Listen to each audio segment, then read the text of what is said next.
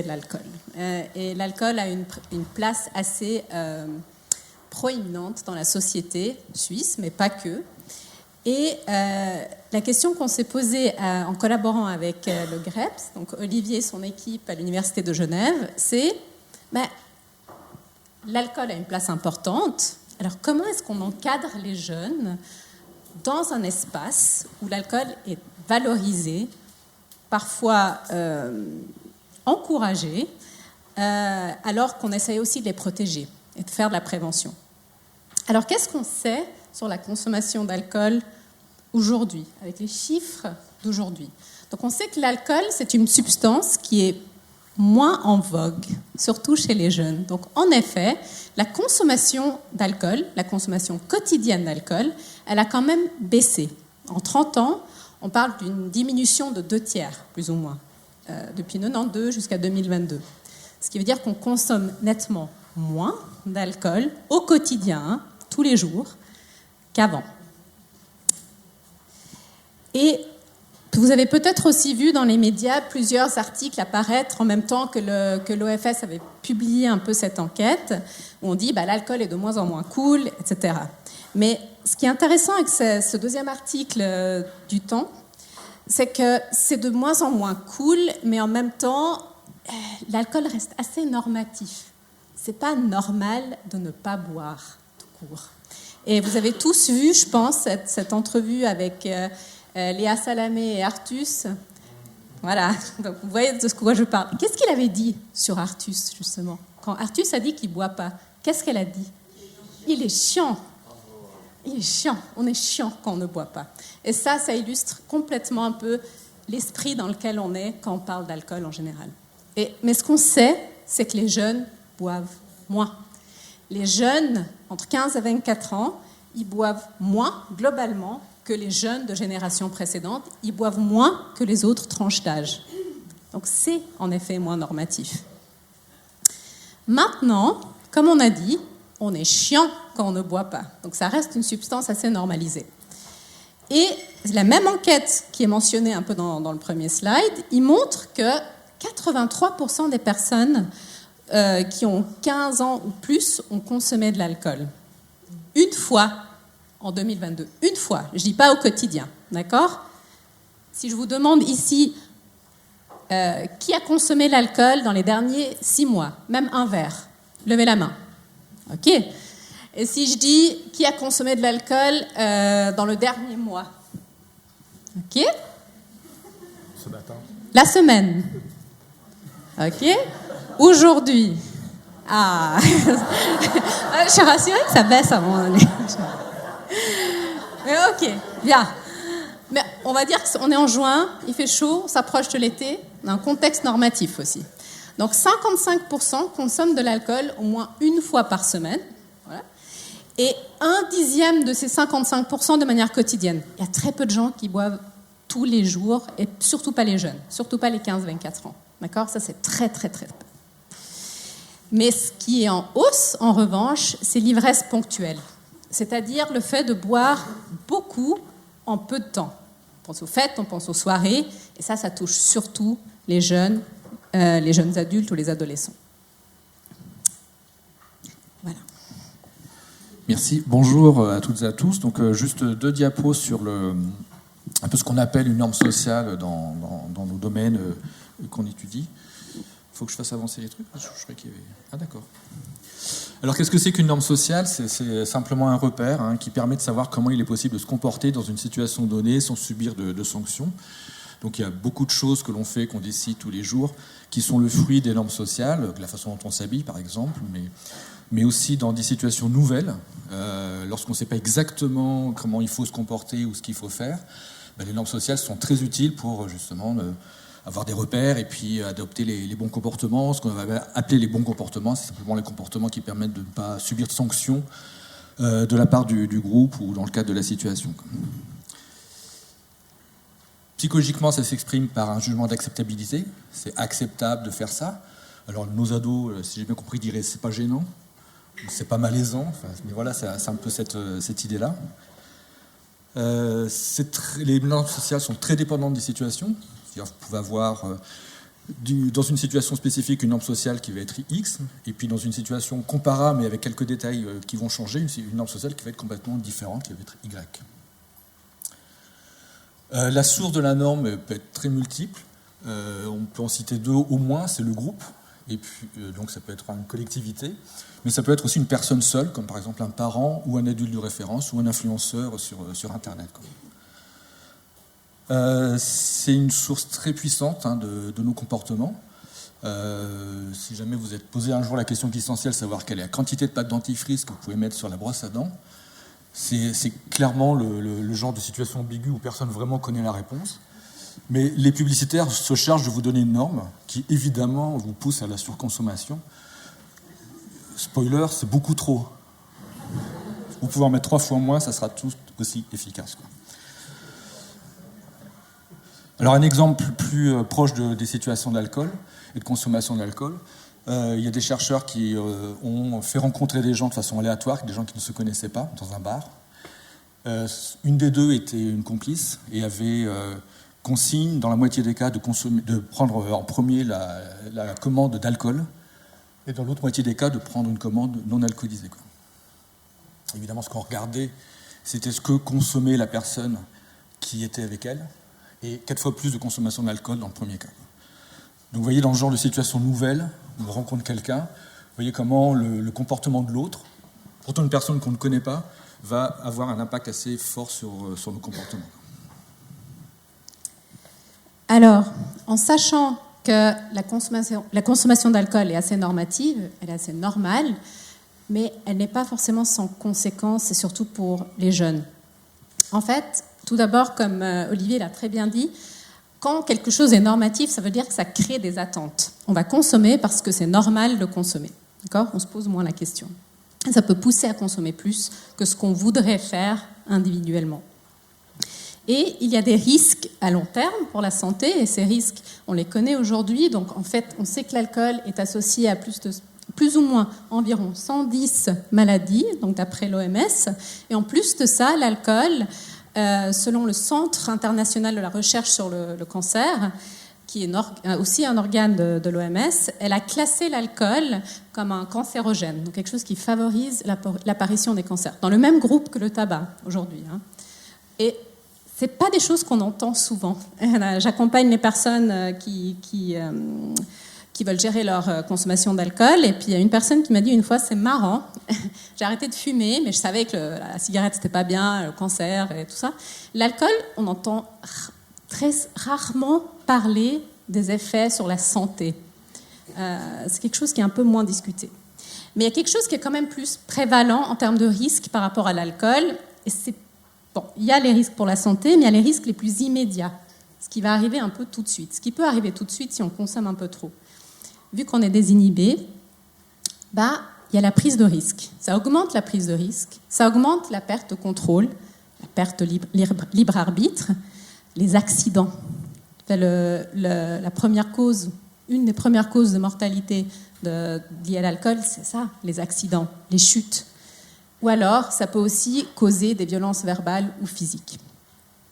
Donc, comment est-ce qu'on protège et on encadre les jeunes en tant que figure parentale ou adulte qui encadre les jeunes dans cet environnement où l'alcool est très normalisé, voire valorisé ? Alors, pour dénormaliser la consommation d'alcool des ados et faire une prévention efficace, il faut d'abord quand même qu'on comprenne ce qui est normal. Qu'est-ce que les gens trouvent normal ? Et ça veut dire qu'il faut identifier les normes existantes. Comment est-ce que les adultes se positionnent par rapport à la consommation d'alcool chez les jeunes ? Donc, on a fait, en effet, en collaboration avec le GREPS, ils ont fait une enquête en ligne auprès de plusieurs ados et plusieurs parents. Et nous, ce qu'on a fait aussi de notre côté avec mon collègue Martino Guzzardo, qui malheureusement ne peut pas être là aujourd'hui, c'est des ateliers d'échange avec des adultes, donc des parents, des professionnels qui encadrent les jeunes et les jeunes eux-mêmes. Alors 2 mots sur les résultats de l'enquête. Donc déjà son objectif, les normes c'est quelque chose d'un peu invisible. On vit dedans, c'est un peu comme l'air qu'on respire, on ne se rend pas trop compte. On a tous conscience que ça a une influence, je pense que tout le monde est d'accord pour reconnaître ça. Mais en même temps, voilà, c'est tellement évident et tellement présent que finalement on finit presque par les oublier et elles deviennent invisibles comme déterminants. Et puis des fois, on va chercher des choses un peu plus complexes et sophistiquées, alors que finalement jouer sur les normes est souvent la façon la plus simple d'essayer de faire changer un peu les comportements. C'est ce qu'on appelle justement ces approches en termes de dénormalisation, quoi, où on dénormalise, quoi. Alors ça s'est vu sur le tabac. Les personnes parmi vous qui ont 25-30 ans de recul sur le tabac, vous pouvez voir comment ça a pu évoluer en termes de normes, de comportement, de nombre de personnes qui fumaient il y a 30 ans. Ici, ce matin, même à 10 heures, il y aurait peut-être la moitié de la salle qui aurait déjà allumé une clope, tout en écoutant la conférence. Concevez qu'aujourd'hui, même si moi, là, j'avais envie d'allumer une cigarette, vous seriez peut-être tous en train de me regarder avec un air un peu sévère. De toute façon, je n'ai pas le droit, parce que maintenant, il y a une norme légale qui me l'interdirait, quoi. Donc, c'est ça l'idée, dans les interventions type de normalisation, c'est d'essayer de rendre un comportement moins normal pour que ce pouvoir très fort sur le comportement de la norme disparaisse, quoi. Alors pour ça, il faut connaître l'état de la norme dans les populations sur lesquelles on va intervenir. C'est pour ça qu'on a voulu faire cette enquête sur Genève, pour avoir vraiment un peu une vision, une photo approximative de la situation genevoise. Au début, l'enquête était plus ambitieuse, puisqu'on voulait interroger des familles entièrement, c'est-à-dire les parents et l'ado, et avoir leur perception, leur comportement. Mais ça s'est révélé extrêmement complexe de recruter des familles. Donc pour l'instant, ce qu'on vous propose, c'est les résultats du questionnaire sur les ados seuls, quoi. Donc leur perception des comportements de leurs parents, des postures de leurs parents et de l'acceptabilité donc de leur consommation d'alcool par leurs parents, quoi. Alors déjà, quelque chose qui ne va pas vous étonner, mais effectivement, comme l'a rappelé Natacha, donc l'alcool est une substance, une consommation très normalisée. 72% donc, des parents consomment de l'alcool en famille dans la vie quotidienne plus d'une fois par mois. Donc voilà, il n'y a pas de sujet par rapport à ça. Ça confirme ce qu'on sait, c'est que dans les familles, la consommation d'alcool est quelque chose qui est banal, quoi. Donc, je ne vais pas tout vous présenter, il y avait pas mal de questions dans le questionnaire, mais je vais vous présenter deux résultats principaux. Donc, le premier, c'est sur l'acceptabilité, le deuxième, c'est sur la réaction des parents. Donc le premier sur l'acceptabilité, donc la question est très simple, comme je vous le disais tout à l'heure, à ton avis, le fait que tu consommes de l'alcool dans les situations suivantes est-il jugé acceptable par tes parents? Alors juste les situations suivantes, on avait déterminé donc, en travaillant avec la FECPAC sur les différentes situations qui pourraient être intéressantes d'explorer d'un point de vue normatif. Et donc on a identifié, voyez, celles qui sont en bas, donc boire modérément en famille dans la vie quotidienne, boire modérément lors d'une fête entre amis, etc. etc. Donc la barre, plus elle est haute, plus boire dans ce contexte-là est jugé acceptable. Donc vous voyez qu'il y a beaucoup de différences entre les situations, c'est ce que je vous disais tout à l'heure. Les normes sont très dépendantes des situations. Ce qu'on peut regarder globalement, c'est qu'il y a certaines situations où la consommation de l'alcool par l'ado est vue comme étant très acceptable, puisqu'on a quand même un maximum de 5. Et puis on a des moyennes sur les deux premières, boire modérément en famille, boire modérément lors d'une fête entre amis, qui est jugé quand même presque à 4, 4 sur 5. Donc voilà, il y a un jugement d'acceptabilité. Donc c'est normatif, même pour les ados, de consommer de l'alcool dans ce genre de situation. On voit qu'il y a des situations qui sont vues comme étant, où la consommation est vue comme étant beaucoup moins acceptable. Le plus petit, c'est boire...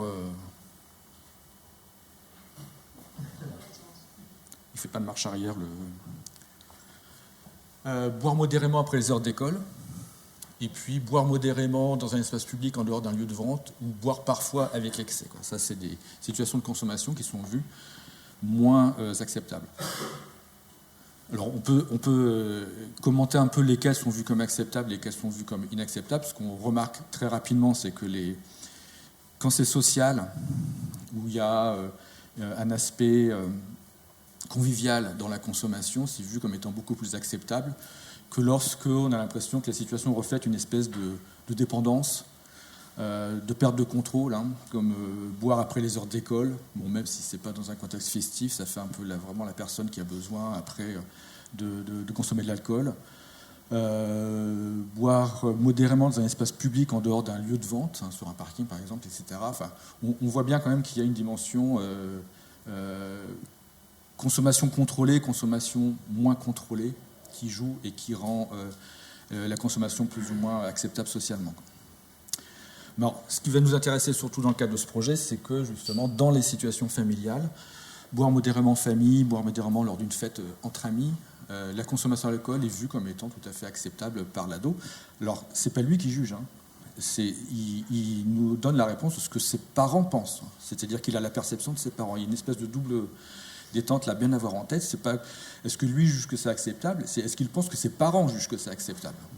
Donc c'est bien, on est bien ici sur la définition de la norme sociale et non pas de ce que lui il a envie de faire ou quelle est sa propre attitude vis-à-vis de la consommation. Deuxième résultat intéressant, c'est ce qui est le moteur dans la norme sociale, c'est la sanction potentielle en cas de violation de la norme. S'il n'y a pas de sanction, violer la norme n'est pas aussi important que s'il y a effectivement une sanction. Alors quand on dit sanction, ce n'est pas forcément une punition, mais en tout cas une réaction de la part de l'entourage. Donc quelles sont les réactions des parents? Donc, anticipées par les ados, hein. Si jamais effectivement ils apprenaient que l'ado a consommé de l'alcool. Donc toujours pareil, les réponses des ados. Ce qui est assez drôle, c'est qu'il y a quand même 42% qui disent aucune. Donc ça veut dire que on est d'accord que déjà, je ne vais pas y arriver avec cette. On est d'accord que déjà c'est considéré comme acceptable, mais en plus c'est pas du tout effectivement assez logiquement d'ailleurs sanctionné, quoi.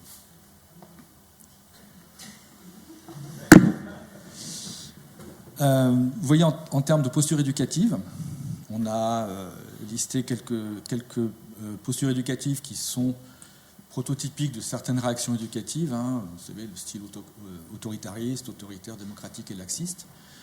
Rappeler les règles, faire la morale, sanctions, punitions, discussion parents-enfants au sujet de l'alcool et contrôle parental quand tu sors. On voit que ces réactions-là restent anticipées, mais de façon minoritaire par les adolescents. La majorité, c'est donc aucune réaction.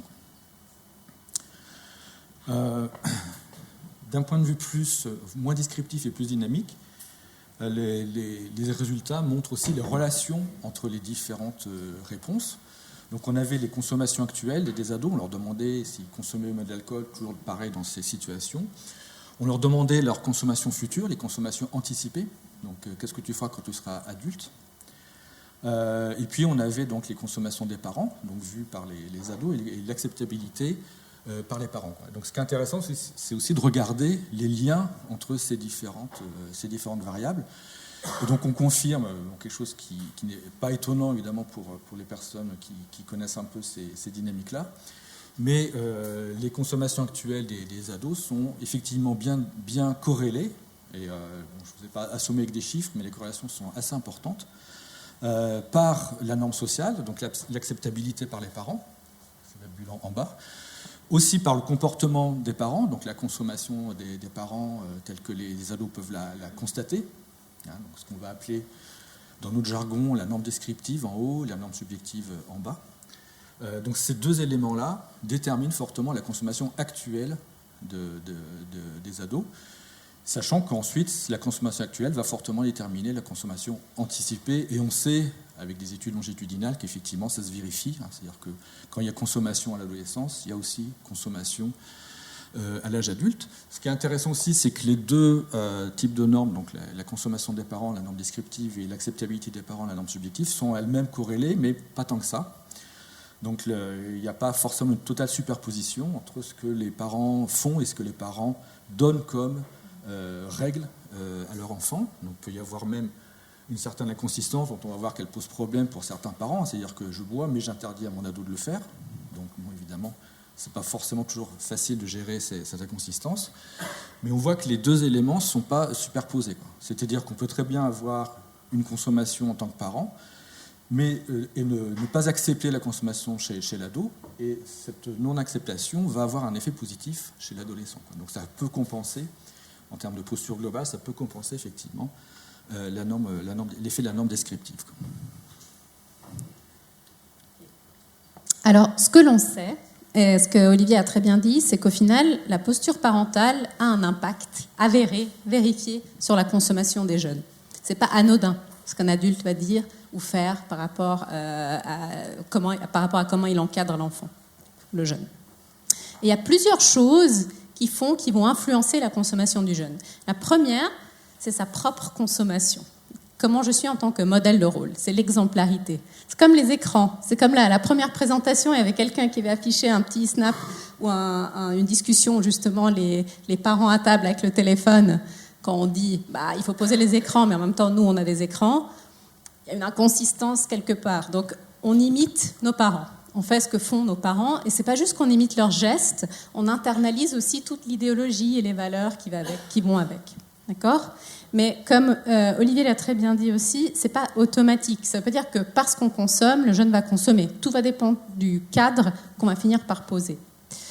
La deuxième chose que la littérature montre qui est assez efficace, c'est tout simplement de limiter l'accès à l'alcool. De ne pas donner de l'alcool.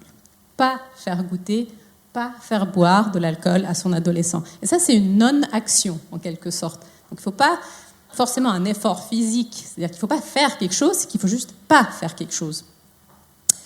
Et l'autre, comme ça a déjà été dit, c'est poser un cadre clair et consistant. De dire, je désapprouve, en quelque sorte. Je ne veux pas que tu boives. Mais ça ne peut pas venir tout seul. Il faut aussi dire pourquoi. Et là, il faut sensibiliser, informer des risques et des effets. Je ne veux pas que tu boives parce que. Sinon, ça n'a pas de sens. Et après, il y a tout ce qui concerne le monitoring parental. Et quand on parle des ados, ça peut paraître un peu compliqué, parce que c'est des ados, ce n'est pas des enfants. Je ne sais pas ce qu'il fait en dehors de chez moi. Je ne peux pas regarder ce qu'il fait tout le temps, et je ne lis pas dans ses pensées. En revanche, le monitoring parental, quand on est ado, ce n'est pas de savoir ce qu'il fait tout le temps, c'est d'avoir un dialogue continu avec le jeune, pour se dire, mais je m'intéresse quand même à sa vie. Qui sont tes amis ? Qu'est-ce que tu fais ? Quand tu sors, tu vas où ? À quelle heure est-ce que tu rentres ? Et puis avoir une certaine idée de ce qui se passe dans la vie du jeune pour pouvoir rester un filet de sécurité, en fait, pour ce jeune. Et le dernier, qui est important, c'est le lien social, le soutien social, peut-être surtout aussi en cas de transgression. Je suis là si tu as des questions, et s'il y a quelque chose qui ne va pas exactement comme prévu, sache que tu peux quand même m'appeler. Et ce détail, il est quand même important et on va en parler. Donc, dans les ateliers, ce qu'on a fait, c'est plus ou moins les mêmes objectifs que l'enquête, à part qu'on veut aussi essayer de cerner les enjeux pour essayer de trouver quelques outils. Sur quoi on se base ou sur quoi on se focalise pour essayer de faire de la prévention avec les parents ? Qu'est-ce qui préoccupe les adultes ? Qu'est-ce qui préoccupe les adolescents ? Donc, on a fait des ateliers avec des adolescents dans un collège, donc 17-18 ans. Donc, c'est les mêmes salles de classe où ils avaient fait passer l'enquête. On a fait des ateliers avec des parents et leurs adolescents, donc qui avaient entre 14 et 18 ans. Donc, on a d'abord parlé avec les adolescents de manière séparée, on a parlé avec les parents de manière séparée, puis on les a tous mis dans une pièce. On a tous eu un moment très gênant. Une confrontation. On confronte les avis. Mais là, on voit que, tu penses ça ? Ok. Et puis, on peut être médiateur, donc ça marche un peu. Et puis, après, on a aussi fait des ateliers avec des travailleurs sociaux hors mur, des conseillères et des infirmières sociales dans le milieu scolaire et des coachs sportifs. On a tout fait sur la commune donnée pour un peu avoir un certain focus. Un projet pilote. D'accord ? Et qu'est-ce qu'on remarque dans ces ateliers d'échange ? Il y a plusieurs croyances et plusieurs mythes. Et des croyances qui sont très fortes. Et la première, qui est partagée par les adultes et les adolescents, c'est « ça ne sert à rien ce que l'adulte fait ou dit au final ». Les adultes le pensent, les jeunes le pensent. Aucun impact. Donc ils vont dire « oui, on peut faire plein de trucs, mais au final, ça ne change rien. Ce n'est pas moi qui va déterminer s'il va consommer ou pas ». Ce qui va complètement à l'envers de ce qu'on avait vu un peu dans la théorie, où on sait que ça a un impact. Donc eux, ils pensent « ça n'a pas d'impact ». La deuxième, c'est la légitimité perçue de l'adulte. Et ça, c'est surtout l'adulte. L'adulte, il pense, il y en a qui disent, je ne suis pas légitime. Je ne peux rien lui dire, moi je bois aussi. Ça serait trop hypocrite de lui dire, il ne faut pas boire et tout ça. Je fais, ok. Et au contraire, on a aussi d'autres parents qui ne boivent pas, qui disent, mais je ne peux rien lui dire, je ne suis pas légitime, je ne suis pas un expert de la consommation. Donc on n'en parle pas trop. Je dis juste qu'il ne faut pas boire, mais à part ça, qu'est-ce que tu veux que je lui dise ? Moi, je ne connais rien de tout ça. Je ne consomme pas ces trucs-là. Et ça, c'est une posture qui n'est pas sans conséquence. Parce que pour l'adulte, ça va le mettre dans une posture d'impuissance. Ça veut dire que je ne peux rien faire, en fait. Parce que si j'ai aucune influence sur ce que mon gamin il fait, je ne je peux rien faire s'il se passe quelque chose non plus.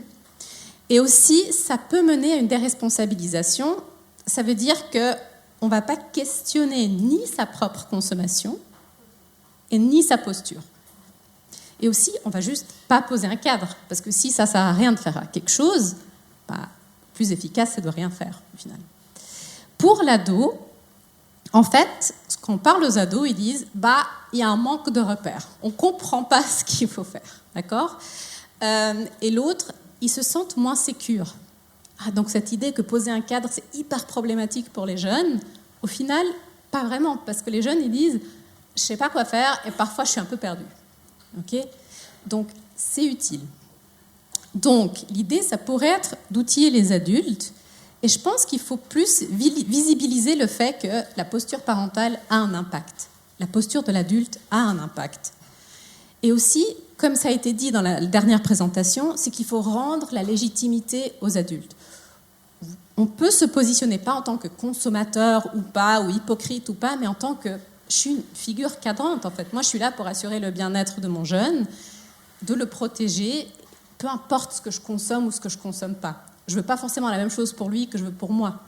Donc les adultes, peut-être, ils passent un peu trop de temps à regarder les écrans. Ça ne veut pas dire qu'ils veulent que leurs enfants en regardent beaucoup. Parfois, s'ils laissent faire, c'est plus parce qu'ils sont fatigués ou parce qu'ils n'ont pas de ressources. Ce n'est pas parce qu'ils pensent que c'est vraiment très bien de le faire. C'est ça la différence. Et l'autre chose, c'est que même si on consomme ou on ne consomme pas, sa propre consommation peut être un point de départ pour discuter avec le jeune. Soit en questionnant un peu sa propre consommation. Ah ouais. Donc si le jeune il dit mais toi tu bois un verre de vin tous les jours. Tu trouves que ça a l'air beaucoup. Tu as l'impression que c'est beaucoup. Et puis tu peux dire mais ouais, parfois je fais ça pour gérer le stress. Je sais que c'est pas top. Je devrais le faire peut-être autrement parfois. Mais après c'est difficile une fois qu'on a commencé, etc., etc. Et pour celui qui consomme pas, se dire écoute, pourquoi toi tu consommes pas ? Pourquoi est-ce que toi tu fais ces choix ? Quels sont les risques que tu n'es pas prêt à prendre, etc. Le deuxième mythe, très fort ce mythe, c'est qu'ils vont dire, au final, tous les jeunes boivent ou vont finir par boire. Un mythe qui est surtout présent chez les adultes. Je tiens à le préciser. Les ados ne disent pas ça. Ils ne disent pas que c'est forcément le cas. Ça, c'est les adultes qui vont dire, mais de toute façon, tous les jeunes, ils boivent ou ils vont finir par boire. Et la conséquence, c'est qu'on va forcément mettre les ados dans une posture d'impuissance. Il y a un fatalisme. Si de toute façon il va boire, pourquoi est-ce que je fais quelque chose ? Donc en fait, on va créer une attente vis-à-vis de l'ado qu'il est censé boire à un moment donné, sinon il est déviant. D'accord ? C'est bizarre si tu ne bois pas. Genre, ça va, 15 ans, 16 ans, ok, 17 ans. T'as pas goûté encore quelque part ? Non ? 18 ans. Quoi ? T'as pas bu du tout ? Peut-être... Et puis là, on a des anecdotes assez folles, où il y a des parents, enfin des ados, ou même des adultes qui vont dire qu'ils connaissent des gens qui ont emmené leur gamin prendre un verre quelque part pour goûter leur première bière, et dire, au moins la bière, parce que la bière, tu peux boire partout, ça passe partout. C'est acceptable partout, d'accord ? Et là, on voit clairement le poids de la norme. C'est bizarre, à un certain âge, si tu dis « je ne bois pas de l'alcool ». À moins qu'il y ait une raison religieuse ou autre derrière, on est d'accord. Et ça veut dire que le parent, il va adopter une posture qui est très consistante avec le fait de normaliser l'alcool. Il faut que je lui apprenne à boire, de manière responsable et à partir d'un certain âge. Donc je le prépare à ça. Et les ados vont se dire, je suis censé le faire à un moment donné, du coup. Okay ? Donc là, je pense que c'est important aussi de visibiliser ce qu'on a dit au tout début. C'est que la consommation d'alcool a diminué quand même. Et elle a surtout diminué chez les jeunes. Il y a quelque chose qui change chez les jeunes par rapport à l'alcool, et plutôt que de suivre cette norme, on leur impose un peu la norme qui existe déjà en tant qu'adultes sur l'alcool. Et aussi, je pense, c'est important de réintroduire la notion du choix. Je pense surtout déstigmatiser le choix de ne pas boire, en fait. On a le droit aussi de ne pas boire et d'être une personne qui ne boit pas ou qui boit moins dans certaines situations, et c'est pas grave. Ça change rien. C'est pas forcément inévitable. Le troisième mythe, celui-là, il est fort et très présent. C'est mieux, voire important, d'apprendre à boire en famille. Et ça, c'est très fort parce qu'ils pensent que c'est hyper protecteur. Ils disent, mais il va apprendre à boire bien, le bon type d'alcool, et responsablement. Moins de risques après. Et peut-être, ou au pire, il y a des gens qui me disent, peut-être j'arrive à le dégoûter. Peut-être, je ne sais pas. Ok, peut-être. Après, on est d'accord que si les ados boivent, c'est pas pour devenir des dégustateurs de vin ou des choses comme ça. Quand ils boivent entre eux, c'est pas pour apprécier quel vin est bon et quelles sont les notes qu'on arrive à détecter quand on boit un bon vin, etc. Et ce qu'on sait surtout, c'est que c'est non seulement pas efficace, mais ça a un effet délétère. Plus tôt les jeunes sont initiés à l'alcool, et plus les jeunes sont exposés à l'alcool dans le cadre familial, plus ils boivent que leur père, et ils boivent avec plus de risques. Donc en fait, ils n'ont rien appris à part le fait de normaliser l'alcool, voire de prendre plus de risques. Et pas juste à l'adolescence, mais comme Olivier l'a très bien dit, à l'âge adulte. Ça continue. Donc, il faut limiter l'accès à l'alcool. C'est un outil de prévention efficace. Ne pas faire goûter, ne pas laisser boire de l'alcool en famille, c'est un peu le b.a.-ba. Et aussi ne pas acheter de l'alcool pour les ados qui vont en soirée. Aussi, on a des parents qui ont un peu cette posture-là de normalisation. Et le champ de tension qu'Olivier a relevé tout à l'heure, qui est très juste, c'est que le fait de poser un cadre ou désapprouver est vu par les parents comme une invitation à la transgression. On pense que les ados sont toujours dans la réaction, toujours en réactance. Donc on se dit, mais si je lui dis non, il va faire le contraire. Donc on utilise un peu de psychologie inverse, on dit peut-être, si je dis que c'est OK, il va faire un peu plus gaffe. Pas vraiment. On sait que désapprouver, c'est hyper efficace. L'autre chose, c'est que c'est vu en opposition avec le fait d'avoir un lien avec l'ado. En fait, si on met un cadre trop fort, il ne va pas vouloir parler avec moi, il ne va pas se sentir sécure avec moi, et on a un mauvais lien enfant et parent. Mais ce qu'on sait, c'est que le fait de rechercher de l'autonomie et de faire ces expériences, ça ne veut pas dire que l'adolescent est forcément toujours dans la réaction. Et là, on a parlé avec les adolescents, et ils disent très clairement qu'ils ne sont pas forcément dans la réaction. Ils ne sont pas là pour juste désobéir tout le temps. C'est juste, ils réagissent parfois à l'information qu'on leur donne, ils veulent faire leurs expériences, mais ils ne sont pas opposés à un cadre. Ils comprennent qu'il y a des cadres, en fait. Ils disent, mais il y a des cadres partout. On a des lois dans la société, il y a des choses qu'il faut respecter, il y a des cadres dans la famille, il y a des cadres à l'école, il y a des cadres dans différentes institutions, et la plupart essayent plus ou moins de comprendre pourquoi elles existent.